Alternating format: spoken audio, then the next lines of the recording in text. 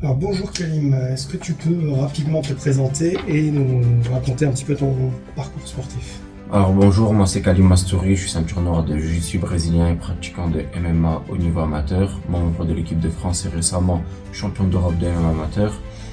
Je pratique le Jiu-Jitsu depuis que je suis très petit et j'ai commencé le MMA il y a maintenant 1 an et 10 mois. Qu'est-ce qui t'a fait débuter ces deux sports? J'ai commencé ces deux sports parce qu'un jour mon père il a ramené une cassette à la maison, j'ai vu des combats, je me suis demandé ce que c'était, ça a de suite éveillé une curiosité en moi. Et une fois que j'ai goûté au jiu-jitsu, j'ai pu lâcher, j'ai kiffé. J'ai trouvé un club, j'ai kiffé et voilà. Quelles sont les principales exigences physiques et mentales de ta discipline? Alors les exigences physiques, ça va dépendre d'un individu à l'autre, ça va être différent. Ça dépend du style de jeu qu'on a, du rythme qu'on va mettre, mais dans l'ensemble, en général, on pourrait dire de l'endurance. Niveau mental, ça va être de la résilience et de la détermination. Et beaucoup de patience aussi. Alors à quoi ressemble une de tes semaines type d'entraînement? Une semaine type d'entraînement pour moi, c'est la même journée, on va dire, du lundi au vendredi. Ça va être entraînement bi-quotidien, voire tri-quotidien quand je suis en prépa. Et le samedi, un entraînement léger le matin. Tu t'entraînes uniquement en sport de combat ou tu ajoutes d'autres sports à ta prépa? Actuellement, uniquement en sport de combat, que ce soit de la boxe anglaise, du MMA, du jiu-jitsu brésilien et de la préparation physique avec un coach qui s'occupe de me faire souffrir sur de la bike. Quelle place accordes-tu à la récupération lors de ta prépa? Malheureusement, une place pas assez grande, je trouve. Je m'en rends compte, mais après, c'est vrai que c'est difficile avec la vie de tous les jours, le sport, etc., de trouver une place pour la récupération. Je suis conscient des enjeux de la récupération sur le long terme, mais j'accorde pas une assez grande place, malheureusement. As-tu déjà été confronté à des blessures ou des douleurs liées à ton sport? Alors oui, j'ai déjà été confronté à des blessures et des douleurs liées à mon sport. Je me suis déjà retrouvé avec des nœuds musculaires, des périodes de grande fatigue où pour moi j'ai moins d'amplitude sur des mouvements parce que forcément mes muscles étaient fatigués. Des blessures à part des petites entorses, des petits doigts qui se tordent, etc. Grâce à Dieu, j'ai rien eu jusqu'à maintenant.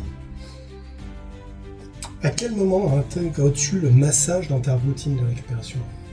Alors moi j'essaye vraiment de faire des massages en général vers le milieu de semaine, soit le mercredi, soit le jeudi, pour pouvoir récupérer et avoir assez de jus pour continuer la semaine avec les jours qui suivent. Donc à savoir le vendredi, samedi ou le jeudi, vendredi, samedi. Quels effets ressens-tu après une séance de massage? Je me sens vraiment relâché après une bonne séance de massage. Je me sens relâché. J'ai l'impression d'avoir récupéré, mais des fois je me sens aussi fatigué et j'ai besoin d'une bonne sieste après une séance de massage. Et en général, c'est après cette sieste-là que je commence à ressentir les bénéfices du massage. Est-ce que tu as constaté une amélioration de tes performances ou ton bien-être avec les massages? Alors bien sûr, grâce au massage, j'ai ressenti une amélioration de mes performances. J'étais récemment au championnat d'Europe. J'ai eu des douleurs à cause de la prépa, à cause de l'avion, etc. où on n'est pas forcément très confortable. Des entraînements de la semaine du combat. Et du coup, je me suis fait masser. J'avais une petite douleur au niveau du dos. Et le fait de m'être fait masser la semaine du combat, ça m'a totalement relâché lors de mes combats.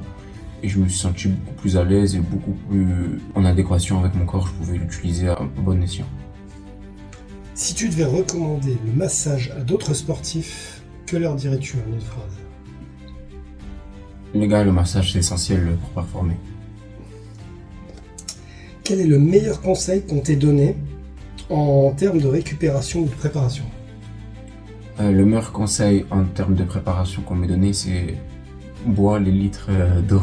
Bois-les. Et arrête de croire que tu n'as pas le droit de boire de l'eau. Bois. Y a-t-il une anecdote ou un moment marquant lié à la récupération ou au massage que tu souhaiterais partager? Une anecdote sur les massages, ce serait le premier massage sportif que j'ai fait. Je sortais d'une grosse compétition, c'était ma première compétition en MMA sur 2 jours. Et je me suis retrouvé totalement tendu, j'avais tout un côté du corps qui était tendu avec un avant-bras plus volumineux que l'autre, un dos très très tendu avec des nœuds musculaires un peu de partout, pareil sur les jambes. Et ce jour-là, ça faisait 2-3 jours que j'étais à la maison, que je pouvais pas m'entraîner, des douleurs et tout, c'était pas possible de pouvoir s'entraîner correctement. J'ai pris un rendez-vous, j'ai fait un massage et là j'ai découvert la lumière. Quels autres conseils donnerais-tu aux sportifs pour mieux récupérer et prévenir les blessures?